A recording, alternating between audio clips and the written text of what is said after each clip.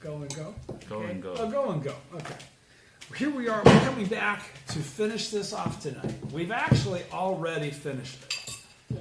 We went through all the terms that we hadn't gone through. What we're going to be doing tonight is total just recap and, again, re-emphasis of President Ikeda's input to us as individual practitioners. Okay? So, and the reason that, even though I'm not feeling well, we're here tonight is because this is the last thing to read out of this lecture. So rather than do Mr. Lee as a special thing just for Mr. Lee, that's the Lotus Sutra and the orally transmitted teachings, I'm going to do that as like a Saturday, Sunday kind of a thing, like this 4-hour reading of Selection of Timeless, okay? So I'm going to do that before the next meeting, the next Wednesday meeting. So, Mr. Lee, I told you I was going to do as a separate thing for you. It would be next week if I did that. It will already be done by the time we get back together next week. Next week, guys, let's go on to Volume 4. We've been waiting a long time. This has taken 10 months or something like that, or 8 months for us to finish. So next week, we're going to start with the real aspect of the Gohonzon from... Everybody got one of these, right? Okay. Okay, so here we go. We're going to finish off the heritage of the ultimate law of life, and we're going to go through the study guide on page 157 to start. Pardon me as I get a little coffee here. Ready? Yes.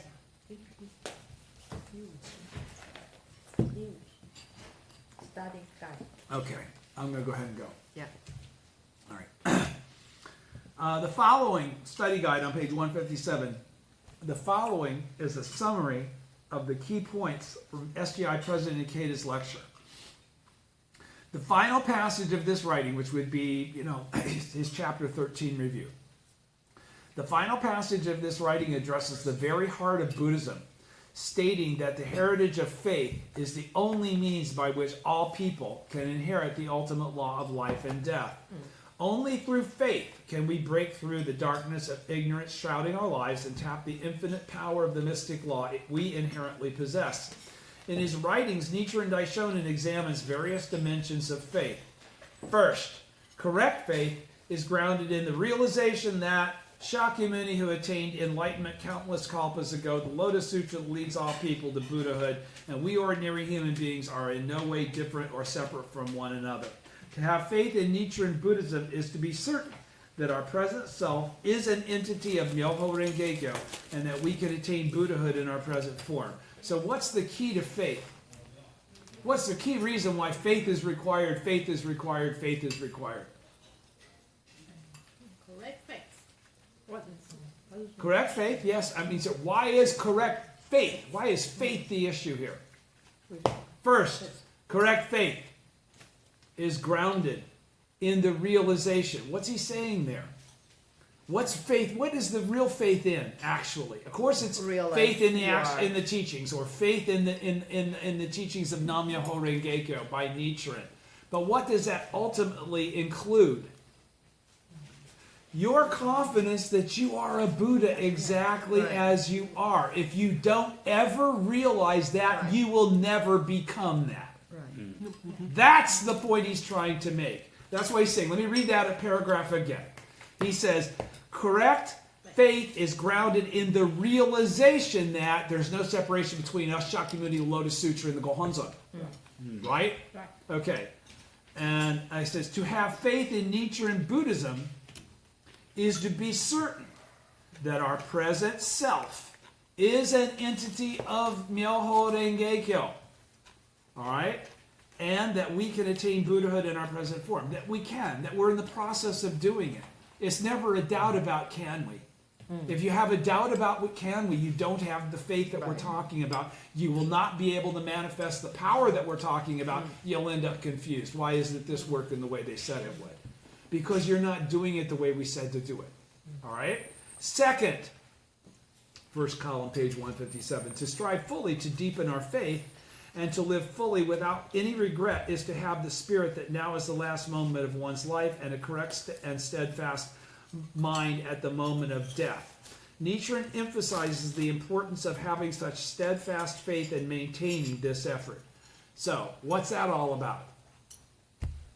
What's that second point? 100% all the time. 100% all the time. Doubt-free faith, 100% all the time. All right? Well said. Very briefly, succinctly put. Third, unity in faith is expressed as the spirit of many in body, one in mind. Because all people are entities of Myoho Renge-kyo, everyone can participate in the heritage for attaining Buddhahood. Unity in faith is the commitment to widely propagate the law. This is the vow of the Buddha and is expressed and made a reality by the harmonious community of practitioners united in faith toward this shared objective. So what's three? So he says it's these three things. What's three? Itai Doshin. Exactly, but why is Itai Doshin important? Because we cannot achieve by ourselves. We cannot achieve what by ourselves? Kosen Rufu. We can attain Buddhahood in our present form. That is an individualized activity. But the realization of Buddhahood for all people is not an individualized activity. And the goal of the philosophy is to make all people equal to all people, right? So you've got to be engaged on the basis of the world and not just yourself alone. Okay, or else again, you cannot manifest this heritage of the ultimate law of life and death. That's what this summary is all about, right? We're recapping everything that we've learned. Okay, and then what's the next thing he says? Sharing the same commitment as the teacher is the key. Bodhisattva Superior Practices is the teacher who embodies all aspects of the heritage of faith. Nichiren identifies with and fulfills the role of Bodhisattva Superior Practices, urging us to chant and practice Nam-myoho Renge-kyo, striving with the same commitment as the teacher, is the key and the ultimate path to sharing in the heritage of faith. Okay, so what have we qualified here? Why is he kind of like shifting gears here? He's talking about the teacher. Yeah. Okay, so why now is he putting in the teacher rather than the original teacher or the original Buddha or something like that? How is the teaching of the original teacher conveyed to you? By your teachers. No, by your teachers. You will meet other individuals that will play that same catalytic role that everybody has somebody that plays that catalytic role. Everybody has a teacher. Everybody that has somebody that helps bring them along and bring them to the correct understanding. Okay, they in turn then do that for others, right? Okay, so sharing the same commitment as the teacher is the key. So what is this really saying? When you're learning about Buddhism, the person that's teaching you is as much your teacher as Nichiren is. That's the role and function of the Buddha nature of the Bodhisattva of the earth, is it not? Are you not Buddhas teaching others how to become equal to yourself? Okay, so you're teachers then. You're the modern day equivalent of Nichiren at that. You're an extension of Nichiren at that time. Do you understand? The functionality of the eternal Buddha cannot exist in the absence of you, of all things, frankly. All right? So, everybody's with me on that, right? The teacher, there's no difference between the teacher and Nichiren Daishonin if the teacher is a disciple of Nichiren in the correct aspect that's being delineated here. Do you understand? So when people talk about the teacher, President Ikeda, hopefully they do that about me. Hopefully they do that about you. Okay? So that's the point. That's the point. Whoever taught you, whoever was able to inspire you, you need to become of the same mind as them because they've already become of the same mind as Nichiren. Yes. You becoming, okay, you understand? All right, so the view of life and death in Nichiren Buddhism, a wellspring of hope for humankind. Contemplating the eternal riddle of birth and death is one of religion's essential tasks. All religions, right?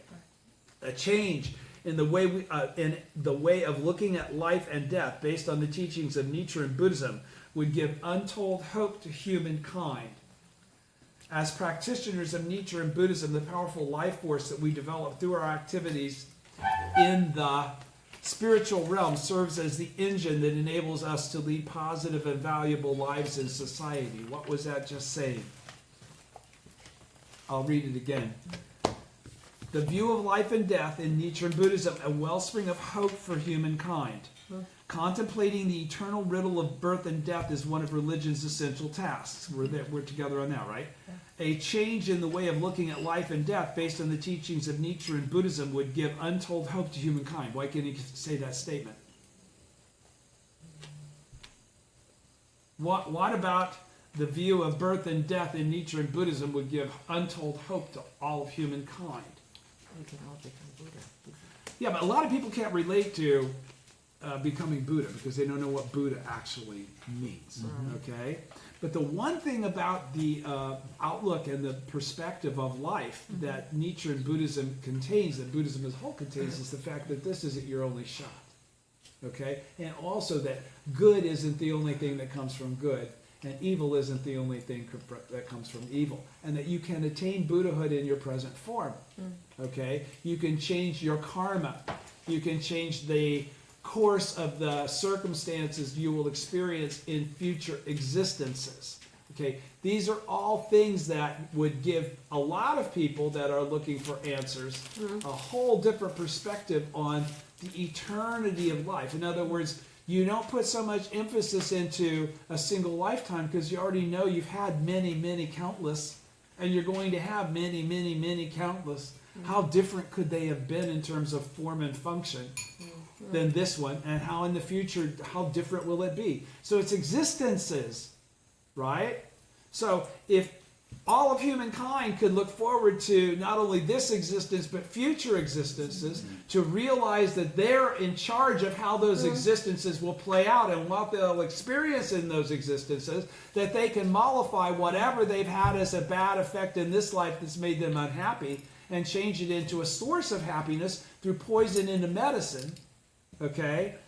As practitioners of Nichiren Buddhism, the powerful life force that we develop through our activities in the spiritual realm, in other words, what we develop from our understanding of life based on the teaching of Nichiren's Buddhism, of sowing, right? That's what enables us to lead positive and valuable lives in society and be living examples just by going through our day in our natural course of events. Do you understand? Okay, so a Butsubo seeking spirit toward Nichiren is the next thing here on page 158, first column. A Butsubo can be considered a leading representative of the followers who shared in the heritage of faith during Nichiren Daishonin's day and thereby overcame the sufferings of birth and death and attained Buddhahood in this lifetime. A Butsubo attained Buddhahood in this lifetime. During the harsh winter on Sado Island, without a thought for his own safety, a Butsubo repeatedly visited Nichiren under cover of darkness at the Samibo, his dwelling in Tsukahara, to bring him food. And even after Nichiren's pardon from exile and subsequent move to Minobu, a Butsubo, despite his advanced age, made the long and arduous journey from Sado to visit him at least 3 times during the course of several years. In a letter to lay nun Shinichi about her deceased husband, Nichiren writes, by using the clear mirror of the Lotus Sutra to reflect his image, I, Nichiren, can see a Butsubo among the assembly on Eagle Peak, seated within the treasure tower of many treasures and facing toward the east. We can take this passage to mean that disciples are certain to attain Buddhahood if they persevere in their Buddhist practice with the seeking spirit toward the teacher who expounds and practices the mystic law. So through their relationship with a correct teacher, because this would require you meeting somebody that is a correct teacher for you to receive and perceive the correct teaching, okay? It's through that. So he says, basically, what are we doing then? When he talks about all this stuff that a Butsubo has done, right? What's it mean? Why is he using a Butsubo as the example? Because a Butsubo's life contains all the lessons that you need for your own. If you behave the way a Butsubo did toward Nichiren, toward the Gohonzon, you will never have a problem. That's a fact. Okay? So what he's basically saying is that we're taking the same actions as a Butsubo when we go through our life on the basis that we're going through our lives as we are right now. Continuing to seek the truth, continuing to share it with others, continuing to do human revolution and attain Buddhahood in our present form. Okay, you with me? Yeah. All right, so now starting the recap, the pride of leading a life of unsurpassed value. When disciples strive in a spirit of oneness with the mentor, sharing the same commitment to Kosen Rufu, they can summon infinite strength. The mentor, based on a profound understanding of the fundamental question of life and death, ponders deeply and takes action to help all people manifest their innate potential and lead happy and successful lives. Accordingly, the key to inheriting the ultimate law of life and death, which has been the whole function of this series of lectures, of these conversations, right, lies in faith that embodies this effort, lies in the faith in the daily activity that embodies this effort to strive together with the mentor for Kosen Rufu and for the happiness of others without begrudging one's life. So what did that actually say in code? To live your life at the same mind as Nichiren. That's what that just said. Okay? He's talking about, if you could emulate Daisaku Ikeda, you'd pretty much be doing the same thing. But when you're doing that, when you're supporting and trying to be like Daisaku Ikeda, you're actually trying to be like the original mentor, which is who Daisaku Ikeda has also tried to emulate. That's the whole point of what we're saying here. You're supposed to be trying to emulate that. That's what makes you able to have this unsurpassed value in leading a life that is an example. There is no nobler or nobler or more valuable way of life than enabling people across the globe to share in this supreme heritage and savor a state of being in which they can feel joy in both life and death. That's what the Soka Gakkai is doing everywhere, right? Okay, you're a part of that functionality by endeavoring wherever you are. You're part of the whole, okay? The world is awaiting the advance of Soka humanism. So don't think you just only do Kosen Rufu in your local area.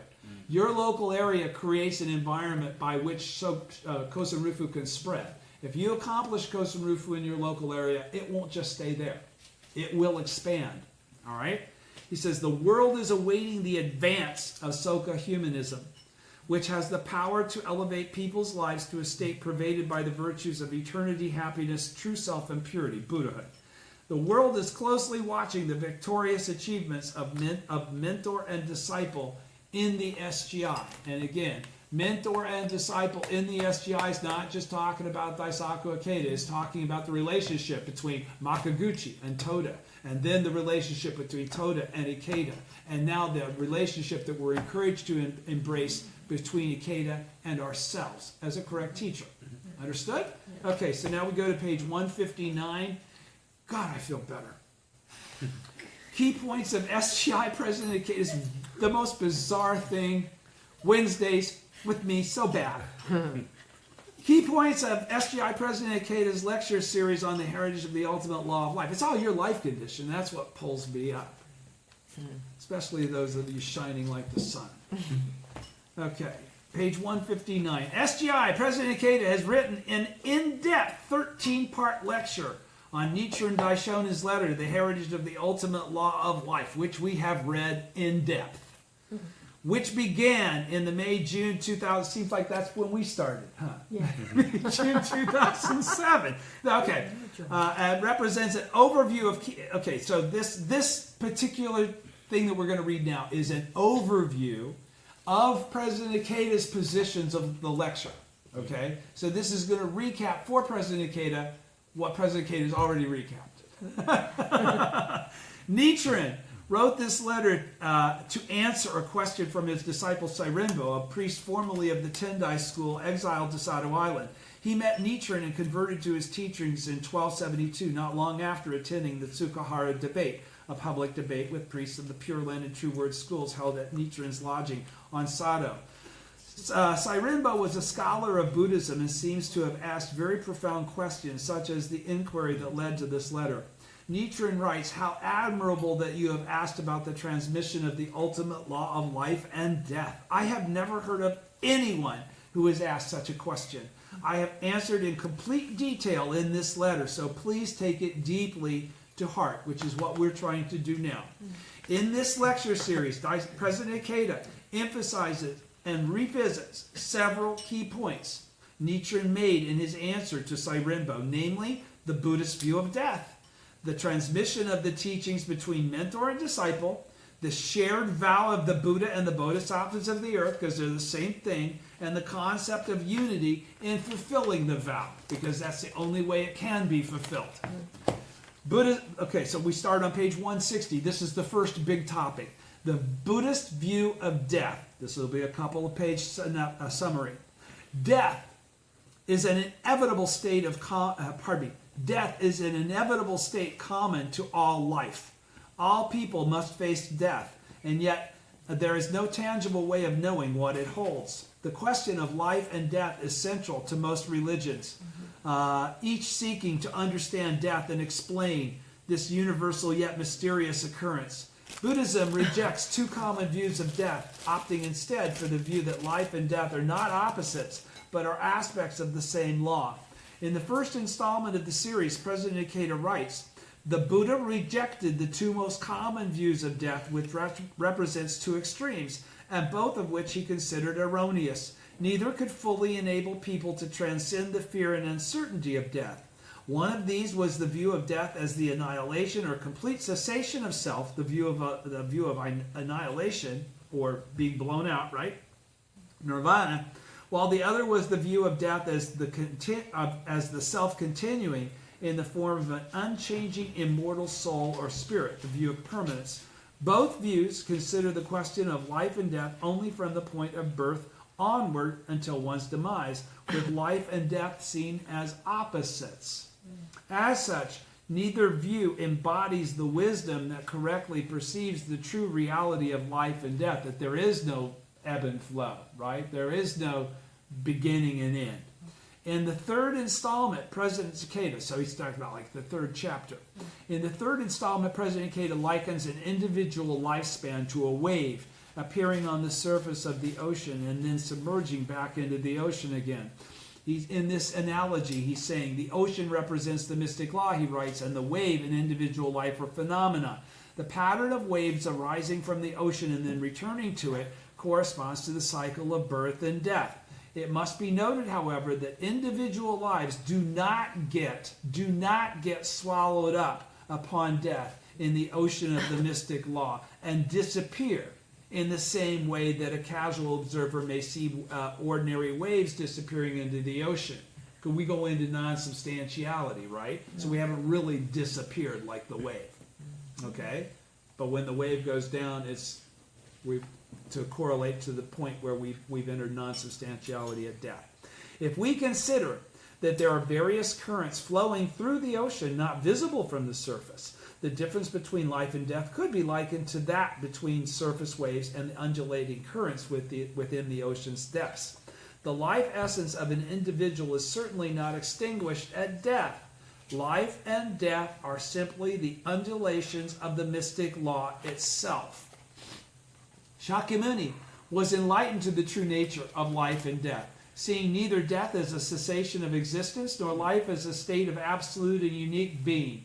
Understanding this, he employed various methods to detach people from either view.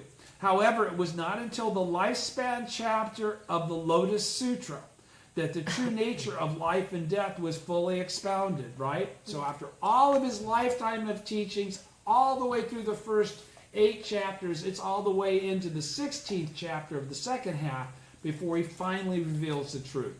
All right? The commonly held view of Shakyamuni was that he had passed countless lifetimes in bodhisattva practice, purifying himself through good causes in service of various Buddhas until finally attaining the state of Buddhahood under the Bodhi tree. That's how everybody thought about him up until the lifespan chapter. In the lifespan chapter, he says otherwise. In all the worlds, the heavenly and human beings and asuras all believe that the present Shakyamuni Buddha, after leaving the palace of the Shakyas, seated himself in the place of practice not far from the city of Gaya, and there attained Anuttara Samyak Sambodhi. But good men, it has been immeasurable, boundless hundreds, thousands, 10,000s, millions of Nayutas of Kalpas since I, in fact, attained Buddhahood.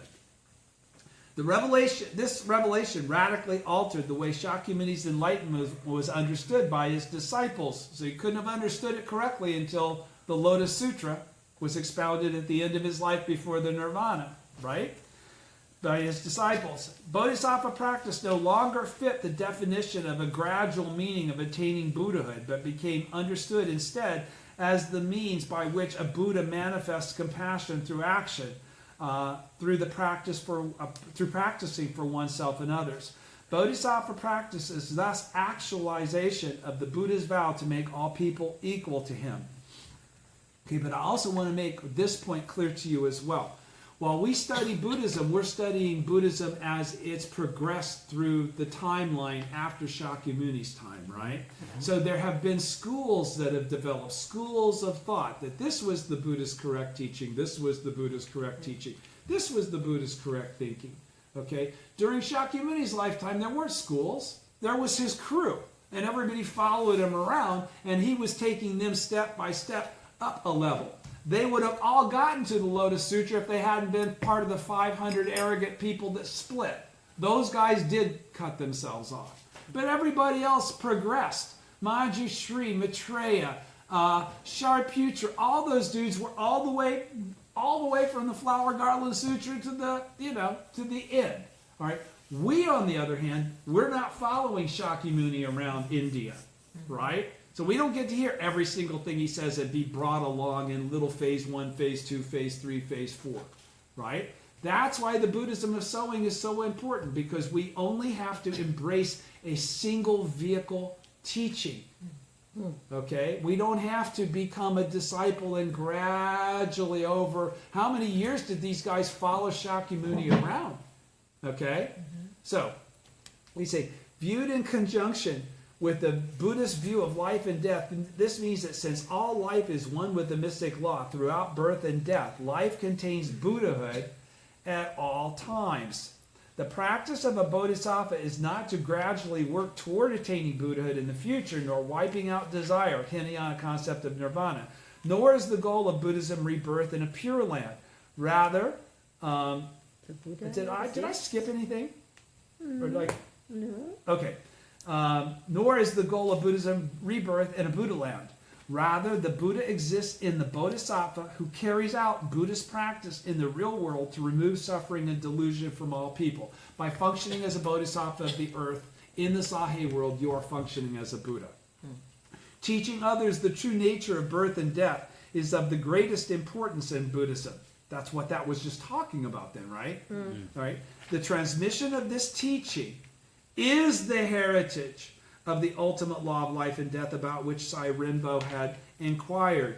The transmission. So how does this transmission occur?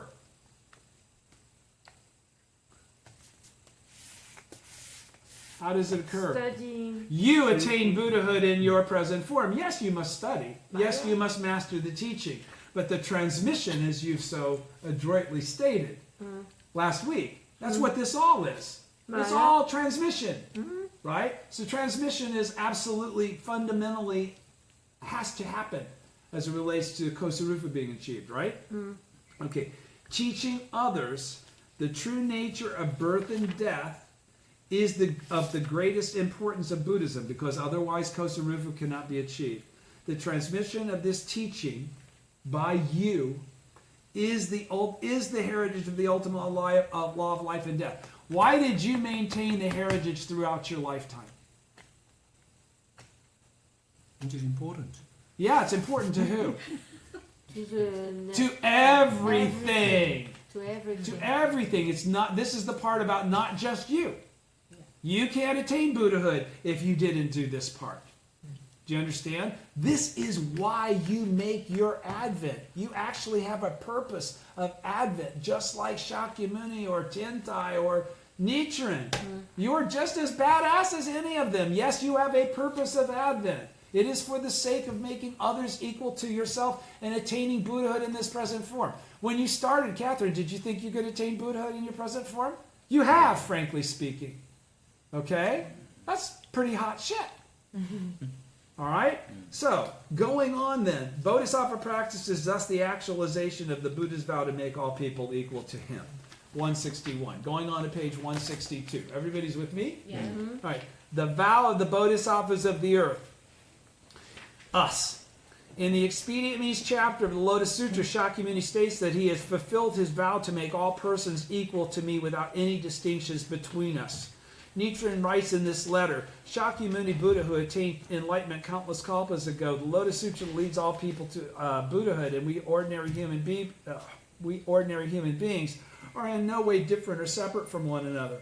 To chant Myoho Renge-kyo with this realization is to inherit the ultimate law of life and death. President Ikeda further stresses, so what did that just say? What's the importance of that phrase? To attain Buddhahood in your present form, you have to understand and realize that. You have to be chanting Daimoku with that understanding and perception of what you're doing here, rather than just getting benefits by practicing. You have to see yourself as the Buddha with that purpose of Advent thing I was just talking about, right? President Ikeda further stresses this point in the 5th installment, the 5th chapter. He writes, Nichiren Daishonin says we must chant Myoho Renge-kyo with the realization that we are in no way separate or different or separate from the Buddha and the law. Here, realization does not simply mean an intellectual appreciation, but rather belief and understanding as depicted in the orally transmitted teachings on page 54 and 55. That is an understanding based on belief or a heartfelt acceptance and conviction in the depths of one's life. This is essential. So, we've already talked about that. I don't have to clarify that. You know what I'm talking about, right? What he's talking about. That level of faith, that depth of faith, that mugi washi, that progressive, aggressive desire to progress, to always know you need to progress more, to never be satisfied with how much you've progressed so far. Your progression means the progression of others. The progression of others means Kosen Rufu. Kosen Rufu means the fulfillment of your vow. All right? So, he says to have at the bottom of page 162, first column. Pardon me. To have faith that one's life is Myoho Renge-kyo is essential to practicing Nichiren Buddhism. What did he just say? To have faith that there is no separation between you and the Gohonzon. That you are actually the same thing, as we've just been reading. You're actually this. There is no difference between you and the Gohonzon, you and Nam-myoho Renge-kyo. To have faith that one's life is Myoho Renge-kyo is essential to practicing Nichiren Buddhism. So what does he mean by saying it's essential? It means without it, you can't really functionally accomplish what you're setting out to accomplish. This is the key. That understanding, that link to Nichiren, the object of devotion in you being one. This is the whole center point of your practice that lasts your whole lifetime. Spreading the teaching is the role of the bodhisattvas of the earth. But all bodhisattvas of the earth have a relationship with the original teacher. That's not theoretical. That's actual. This is perceiving the actualized realization of that relationship. Do you understand what I'm saying? Okay, so in the Lotus Sutra, Amy, you're really paying attention tonight. I'm like blown away. I'm happy. No, I'm loving this. In the Lotus Sutra, the bodhisattvas of the earth are disciples of Shakyamuni from the infinite past.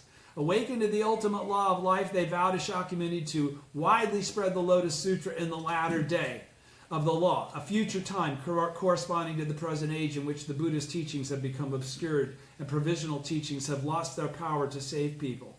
Nichiren considered his disciples who chant Nam-myoho Renge-kyo with faith that their lives are endowed with Buddhahood to be bodhisattvas of the earth. So you see, requalified that. He says, according to the Lotus Sutra, the bodhisattvas of the earth are one thing. In reality, according to Nichiren Buddhism is sowing, they're a little deeper than that.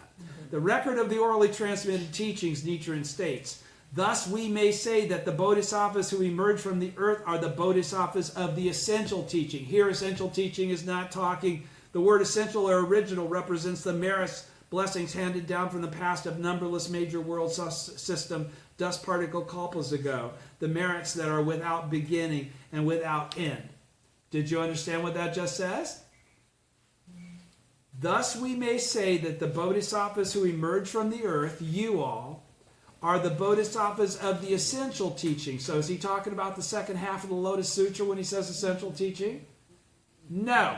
He's speaking of the bodhisattvas of the earth of the Buddhism of sowing, of Nam-myoho Renge-kyo.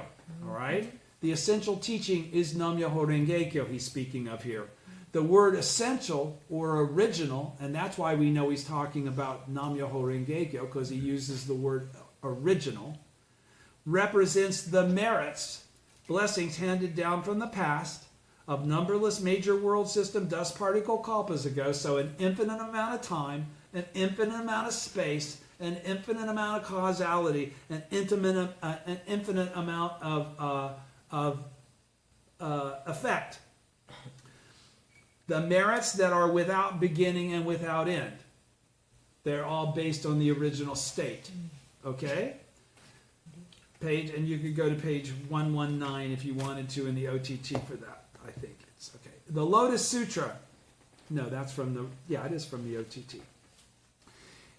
In the Lotus Sutra, continuing at the top of page 163. In the Lotus Sutra, the bodhisattvas of the earth have 4 leaders: superior practices, boundless practices, pure practices, and firmly established practices. In the supernatural powers of the Thus Come One chapter of the Lotus Sutra, the bodhisattvas of the earth make the following vow. World-honored one, after the Buddha has entered extinction in the lands where the emanations of the world-honored one are present, and in the place where the Buddha has passed into extinction, we will preach this sutra far and wide. In this letter to Sairenbo, Nichiren clarifies the role of superior practices and his relationship to the heritage of the ultimate law of life. The important point, he says, is to carry out your practice, your time in the Sahe world, confident that Nam-myoho Renge-kyo alone is the heritage that was transferred from Shakyamuni and many treasures to bodhisattvas to superior practices. Later in the letter he writes, whether or not bodhisattva's superior practices has appeared in this world, Nichiren has already made a start in propagating this teaching. So what did he just say there then? The important point is to carry out your practice confident that Nam-myoho Renge-kyo alone is the heritage that was transferred from Shakyamuni and many treasures to bodhisattva's superior practices. What's the point of that? I've already said this like 2 or 3 weeks in a row. What's the point of that qualification? Why is that an important one? It's to let you know there's nothing else for you to know. Nam-myoho Renge-kyo is all you need to know. Nam-myoho Renge-kyo is all there is to know. You don't have to worry about, was there something else that was, am I still being left out on some little aspect here from Shakyamuni? No. The sole truth that Shakyamuni transferred, Shakyamuni and many treasures transferred to superior practices is only Nam-myoho Renge-kyo. He says, okay, so the great desire of the Buddha to make all people equal to him, the vow of the bodhisattvas of the earth to widely spread the teachings, and the SGI's noble mission of Kosen Rufu are ultimately one and the same. So no matter how you would identify those 3 things, you would have to come back to say, in reality they function as equals. They're all equally the same thing. The great desire of the Buddha to make all people equal to himself, Kosen Rufu. The vow of the bodhisattvas of the earth to widely spread the teachings, Kosen Rufu.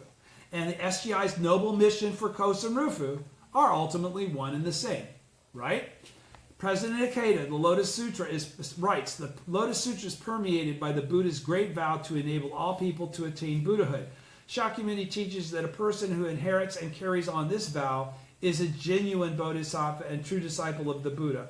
He also calls on his followers to widely propagate the law throughout the world after his passing, stressing the importance of winning in the struggle against negative forces that seek to obstruct the flow of Kosen Rufu. And that can be personal obstacles to your health, to whatever. Like you're going to run into things that try to keep you from being the Buddha in your present form so that you can't help other people. Yeah. Okay? That's really it. All right, so page 164 then. Many in body, but one in mind. Okay, Nichiren Daishonin explains to Sairinbo that unity is of utmost importance in fulfilling the vow of the Bodhisattvas of the earth and transmitting the heritage of the ultimate law of life. President Ikeda writes that Nichiren urges his followers to transcend all differences among themselves to become as inseparable as fish and water and to unite in the spirit of many in body but one in mind. The heritage of the ultimate law of life and death, he says, flows in the lives of those who chant Nam-myoho Renge-kyo, a practice for both oneself and others, based on this spirit of equality and unity. It is important to note that differences refers to antagonism and the sense of self-importance that arises from failing to see the connection inherent in all life. It serves as a warning that egotism can harm unity and common purpose. Nichiren cautions, but if any of Nichiren's disciples disrupt the unity of many in body but one in mind, they would be like warriors who destroy their own castle from within. Many in body indicates the diversity of human life as seen in the various personalities, interests, and backgrounds of Buddhist practitioners. This is particularly true of the SGI, an organization transcending cultural, geographic, and economic factors because it's worldwide and mixed in with everybody. One in mind refers to the shared goal of Kosen Rufu, make everybody equal to yourself as the Buddha. As Nichiren writes in The True Aspect of All Phenomena, which was also addressed to Sairinbo, if you are of the same mind as Nichiren, you must be a bodhisattva of the earth. And if you are a bodhisattva of the earth, then there is not the slightest doubt that you have been a disciple of Shakyamuni Buddha from the remote past. Being one in mind can therefore be said to mean of the same mind as Nichiren, because that is what of one mind means. We're not talking about of one mind as in a unity of Ra-Ra Soka Gakkai. We're talking about Ra-Ra Buddhism of sowing. Do you understand? There's a huge difference. Okay? Because that's what being one of mind with Nichiren is. At the same time that being in one in the Soka Gakkai is as well.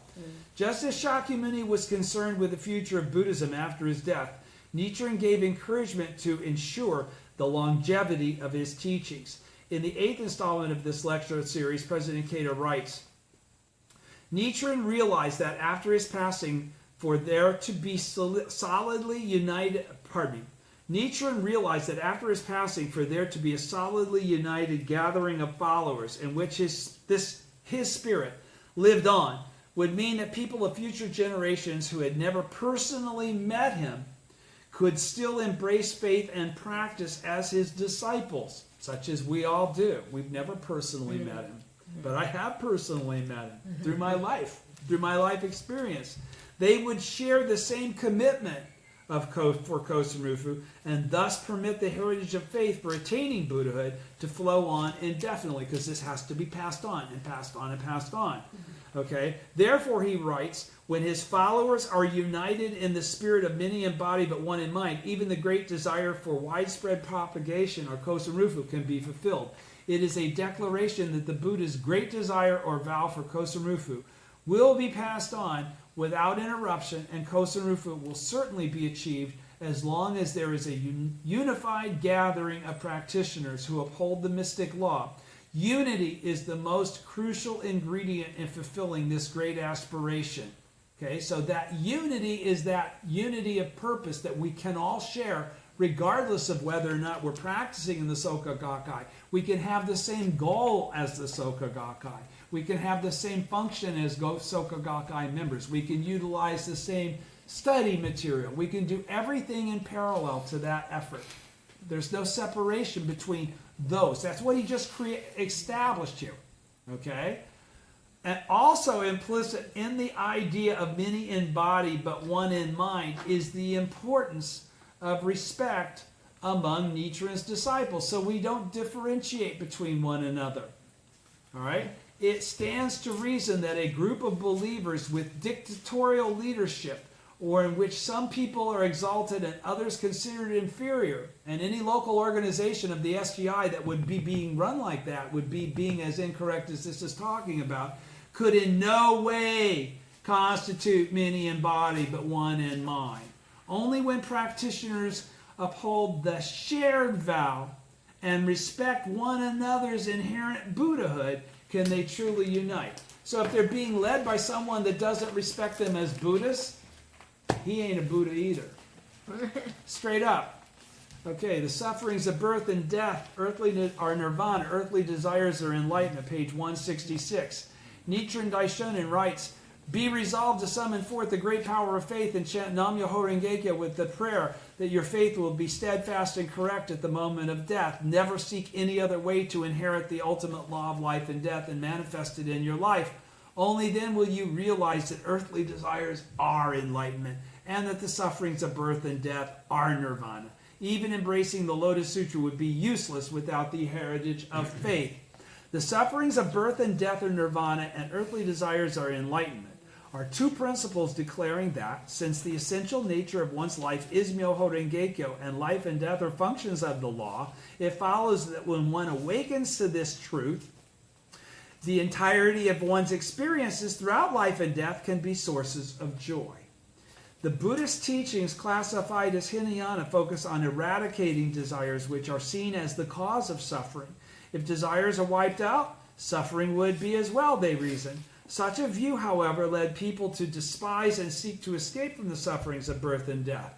President Ikeda points out that such practices were focused solely on eliminating earthly desires, evil, based on a partial concept of causality that held that evil is the only possible outcome of evil. With such a view, efforts to completely eradicate evil were destined to be frustrating and ultimately futile. The provisional Mahayana teachings either espouse attaining Buddhahood through austere practices designed to create good fortune over many lifetimes, or seeking salvation from an absolute and transcendent Buddha such as Amida. Pardon me. These practices, too, result in a desire to avoid the sufferings of birth and death. The provisional Mahayana teachings conclude that good can only come from good. They find no hope for good among the sufferings and evils of the Sahe world. As President Ikeda points out, this perspective is merely the reverse of the belief that evil only produces evil. In Nichiren's view, neither of these approaches leads to one revealing one's innate enlightenment, attaining Buddhahood in your present form. He states, to look on birth and death with repulsion and try to escape from them is termed delusion. He follows this by saying, now when Nichiren and his followers chant Nam-myoho Renge-kyo, they realize the originally inherent nature of birth and death, the original state, beginningless koan, right?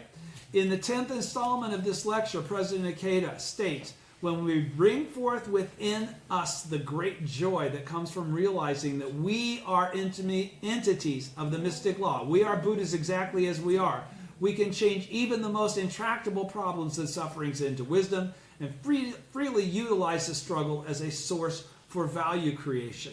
We turn poison into medicine. That's value creation. We inherently possess the fundamental power to overcome any seemingly impossible deadlock and turn it from poison into medicine. When we believe, that doesn't necessarily mean to live forever, by the way, right? Okay, it means that you change the circumstance from one that does not reflect Buddhahood to one that does. When we believe with unshakable certainty, there he goes again. What is that then? When we believe with unshakable certainty, what is he talking of?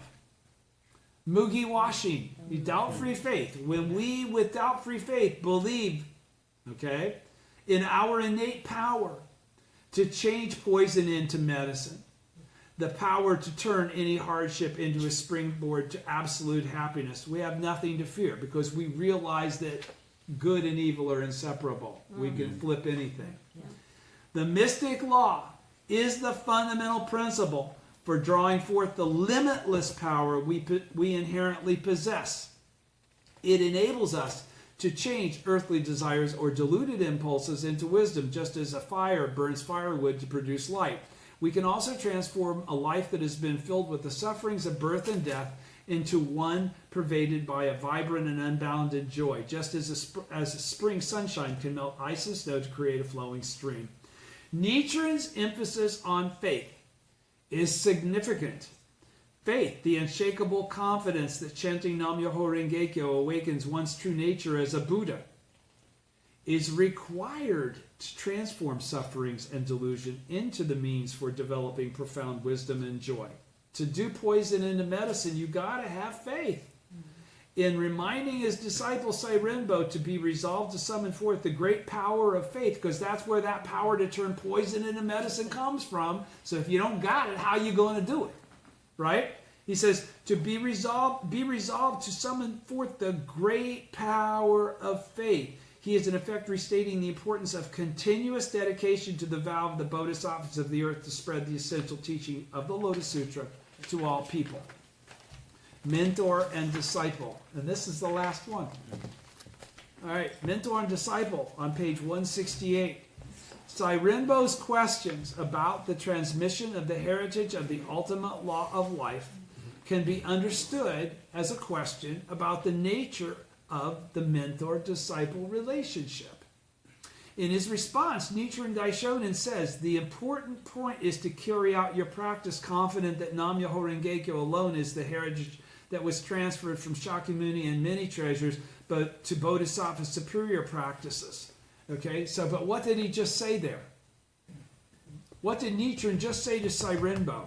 Saying, the important point, Sairenbo. Listen to what the beginning of the paragraph. Nam-myoho Renge-kyo This is about what it is that he's talking about. Sairenbo's question about the transmission of the heritage of the ultimate law of life and death can be understood as a question about the nature of the mentor-disciple relationship. So that's what I'm trying to pull in. Okay? In his response, Daishonin says, the important point is to carry out your practice. The important point is to carry out your practice confident that Nam-myoho Renge-kyo alone is the heritage that was transferred from Shakyamuni and many treasures to Bodhisattva's superior practices. So what's he qualifying there? Why is that actually the same as a question about the nature of the mentor-disciple relationship? This is transmission of the law. Yep, but that's not what I'm talking about. Let me just go ahead and go to it. All right, the point is that when Nichiren is saying to Sairenbo, be confident that Nam-myoho Renge-kyo alone is what was transferred between many treasures and Shakyamuni to superior practices. What is he actually saying to Sairenbo? Be confident that the understanding that I've given you is the correct understanding and that there is no further understanding necessary to have the correct understanding. In other words, he's saying, when we're talking about mentor-disciple, that was mentor and disciple. That was actually sharing the heritage in the same fashion that any mentor does with any disciple of the correct teaching. Do you understand? Okay, so that was the significance of that. The transfer of the heritage, because that's what that is. When he tells him, have confidence, this is all you need to know. That is that he's conveying to him the essence of all he does need to know. That was the point. All right? The transfer of the heritage to which Nichiren alludes began in the infinite past. It's the original state. You're my original disciple. I'm the original teacher. That's what's being conveyed in the Buddhism of Sowing, right? The transfer of the heritage to which Nichiren alludes began in the infinite past when this bodhisattva of the earth that he's speaking to was an original disciple of the original teacher at Kuanganjo, okay? And culminates in the supernatural powers of the Thus Come One chapter of the Lotus Sutra, where those disciples are first made and identified, okay, as it relates to what their function is in the latter day, which is to all be Buddhas, making everybody equal to themselves, just like Shakyamuni had made the vow. That's how the vow of Shakyamuni is fulfilled. Do you understand? Okay, so everybody's with me, right? The transfer of the heritage to which Nichiren alludes began in the infinite past and culminates in the supernatural powers of the Thus Come One chapter of the Lotus Sutra. Superior practices and the other bodhisattvas of the earth were disciples of Shakyamuni in lifetime after lifetime, prior to this time when he's teaching this, right? Due to their powerful bond with their mentor. So if Shakyamuni's been in the Sahe world preaching in lifetime after for incessantly, the bodhisattvas of the earth must have been there too. Mm-hmm. Do you understand? So where the law is preached, the bodhisattvas of the earth exist. Mm-hmm. Encapsulating this transfer, Shakyamuni says two superior practices and the other bodhisattvas of the earth. To put it briefly, all the doctrines possessed by the thus come one, all the doctrines, all the freely exercised supernatural powers of the thus come one, all the special things I can do, all the storehouse of the secret essentials of the thus come one, where all this came from, all the most profound matters of the thus come one, everything that's been since, all these are proclaimed, revealed, and clearly expounded in this sutra, in the Lotus Sutra. All of everything is expounded there. That's why the Daishonin can say that the Gohonzon comes from, and Nam-myoho Renge-kyo comes from the essential, the latter half. Okay? Everything that's there is in the Lotus Sutra. All right? All these matters are clearly proclaimed, revealed, and clearly expounded for the sutra. For this reason, after the thus come one has entered extinction, you must single-mindedly accept, uphold, read, recite, explain, preach, transcribe it, and practice it as directed. What did he just say? It's those two paragraphs together. He's saying, he says, to put it briefly, everything that I've ever done, said, or expressed is all contained in this Lotus Sutra. Okay? That's what he just said in the first paragraph. And he's saying, for that reason, then, after I split, you must do exactly what I have done, which is to read, single-mindedly accept, uphold, read, recite, explain, preach, and transcribe it, and practice it as directed. That's what he's saying, right? Shakyamuni is saying, everything I've ever done is in the Lotus Sutra. You must be exactly as the Lotus Sutra prescribes you to be. Nichiren understood the essence of the sutra transferred from Shakyamuni to superior practices to be Nam-myoho Renge-kyo.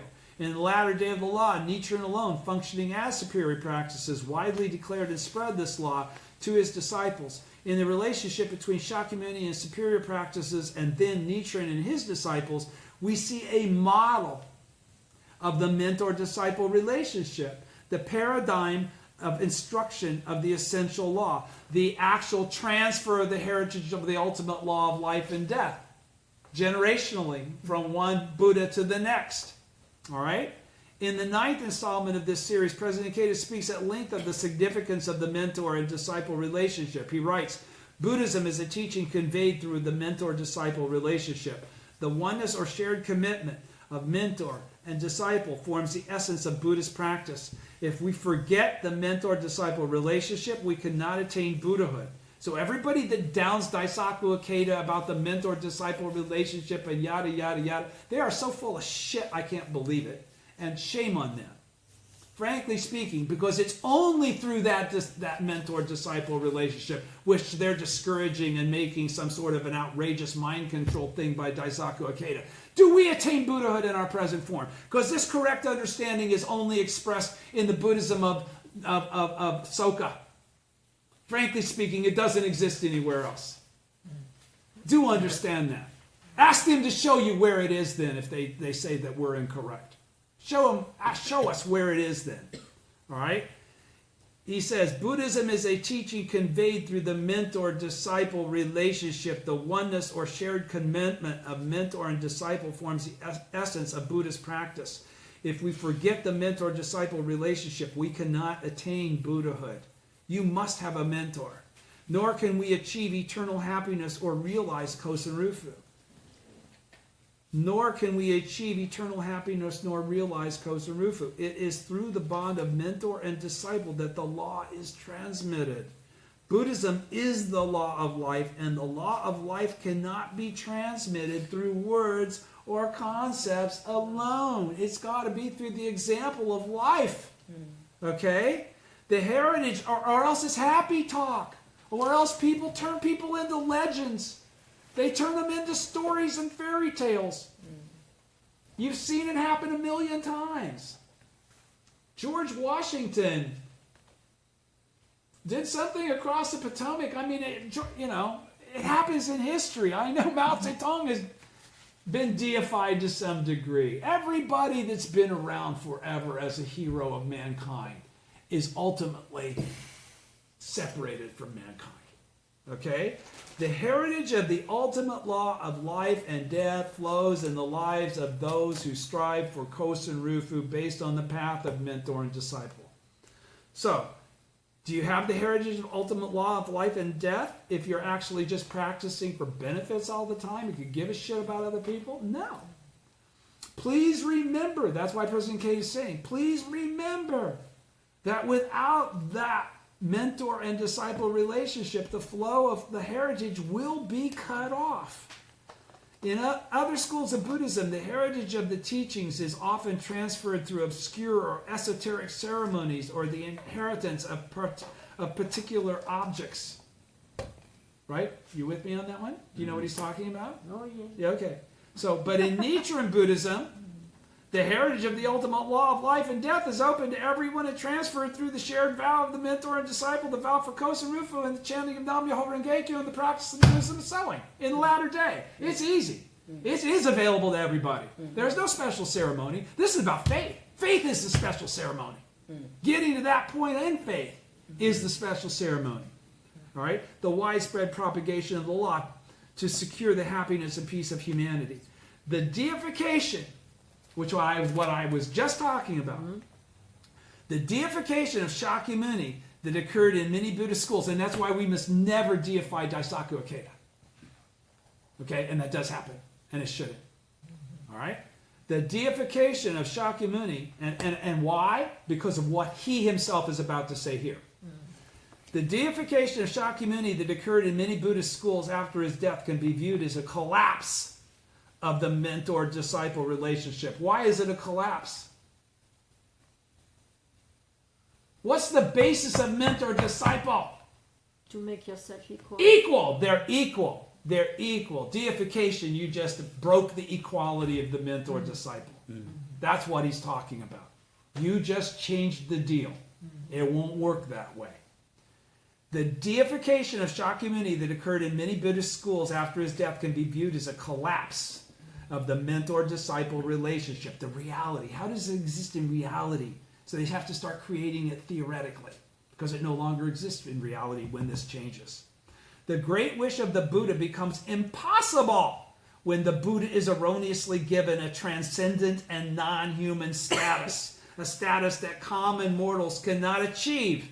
In such schools, the veneration of the Buddha replaces the desire to attain Buddhahood in one's present form, and the vow of the Bodhisattva to lead all people to enlightenment as a Buddha is also rendered impossible. In contrast to this, Nichiren Buddhism, the Buddhism of mentor and disciple, understands that Buddhahood is inherent in all life. That the Buddha is not deified nor the subject of devotion. Pardon me. Let me start over. This is important. In contrast to this, Nichiren Buddhism, the Buddhism of mentor and disciple, understands that Buddhahood is inherent in all life. It's everywhere, right? The Buddha is not deified, nor is the object of devotion a transcendent or supernatural Buddha. So if you look at the Gohonzon as Nichiren, but still outside of you as some transcendent power that you're accessing through the Gohonzon. No, that's not what we're talking about. Nor is the object of devotion a transcendent or supernatural Buddha. Rather, enlightenment in one's present form is available to all, and the object of devotion is the law itself, Myoho Renge-kyo, of which life and death are functions. It is well established in the Lotus Sutra and in Nichiren's writings that those who are dedicated to the spread of the law will face persecution and hardship. Through the shared vow of mentor and disciple, through the spread of Kosen Rufu goes on, though the spread of Kosen Rufu goes on, regardless of obstacles and enmity that arise. President Ikeda writes, this lofty mentor-disciple relationship is the vital spirit of the Soka Gakkai. If this spirit lives on, our movement will continue to develop eternally. The mentor-disciple spirit of the first three presidents is the key to securing the foundation of the Kosan Rufa movement of the future. Does everybody understand why?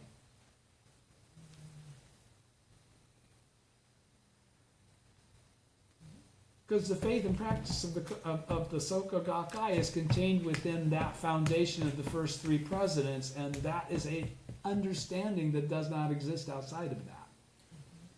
We practice differently than everybody else. We practice with a different understanding than everybody else that practices Nichiren Buddhism.